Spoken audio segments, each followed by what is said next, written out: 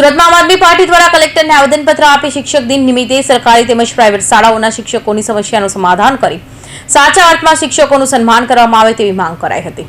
ભારતનું ભવિષ્ય ભારતના વર્ગખંડોમાં ઘડાય છે અને શિક્ષકે ભાવિનો ઘડવૈયો ગણાય છે। વાણી આપણી ભારતીય સભ્યતા અને સંસ્કૃતિએ ગુરુનો ખૂબ જ મહિમા ગાયો છે। આવા ગુરુજનો શિક્ષકોનું સન્માન કરવું અને જાળવવું એ આપણું પરમ કર્તવ્ય છે।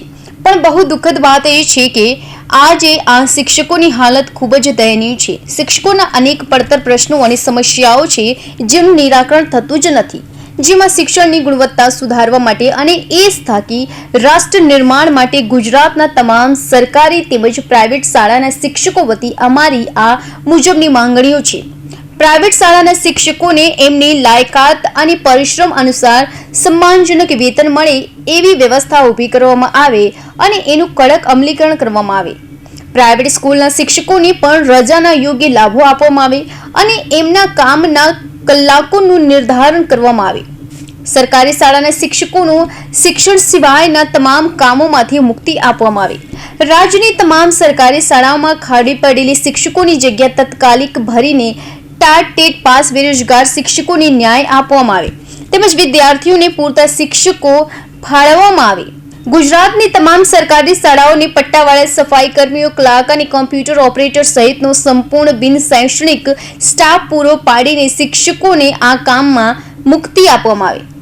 ગુજરાતની તમામ સરકારી શાળાના ચિત્ર, સંગીત, વ્યાયામ અને કમ્પ્યુટર શિક્ષકોની ભરતી કરીને એ ક્ષેત્રમાં શિક્ષકોનો ન્યાય આપવામાં આવે તેમજ બાળકોમાં કૌશલ્યનો વિકાસ કરવામાં આવે। આજે અમે મુખ્યમંત્રીશ્રીને રજૂઆત લઈને આવ્યા છીએ અને કલેક્ટર મારફતે આવેદનપત્ર આપ્યું છે।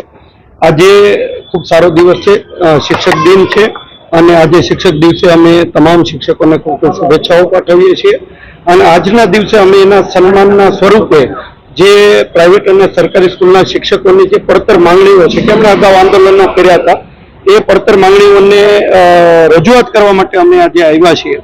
સરકારી સ્કૂલનો જે શૈક્ષણિક સ્ટાફ છે એમને શિક્ષણ કાર્ય સિવાય ઘણી બધી કામગીરીઓ સોંપવામાં આવે છે।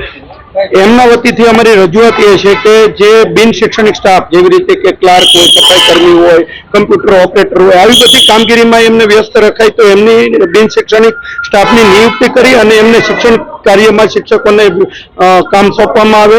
સાથે સાથે એમની પ્રવાસી શિક્ષક તરીકે અને વિદ્યા સહાયક તરીકે, જ્ઞાન સહાયક તરીકે ભરતી કરવામાં આવે, એ બંધ કરી અને કાયમી શિક્ષક તરીકેની એમની ભરતી કરવામાં આવે।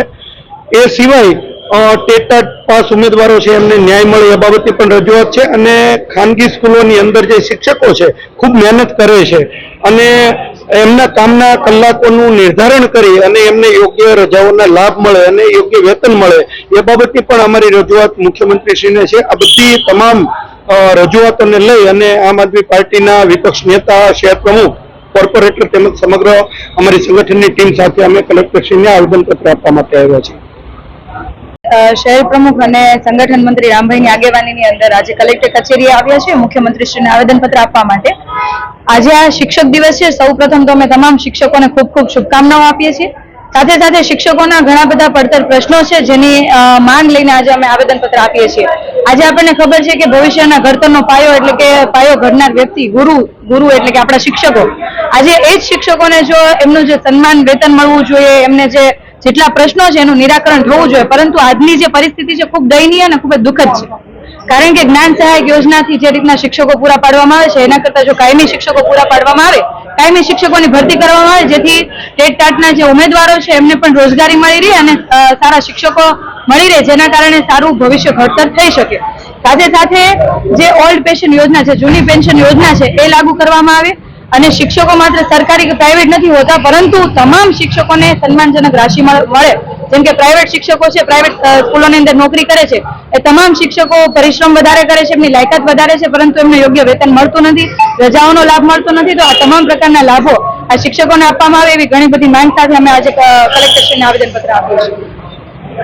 જ્ઞાન સહાય યોજના તેમજ પ્રવાસી શિક્ષક યોજના જેવી છેતરપિંડી કરતી યોજનાઓ બંધ કરવામાં આવે, જૂની પેન્શન યોજના લાગુ કરવામાં આવે, ફિક્સ પેની અવિચાર પ્રથા બંધ કરીને શિક્ષકોને પ્રથમ દિવસથી જ કાયમી ગણવામાં આવે, વર્ષોથી અટકી પડેલી બદલીઓ તત્કાલિક શરૂ કરીને શિક્ષકોને બદલીનો લાભ આપવામાં આવે તેમજ બદલીના નિયમો અને પ્રક્રિયા સરળ તેમજ ઝડપી બનાવવામાં આવે. Bureau report, Hind TV news, Surat.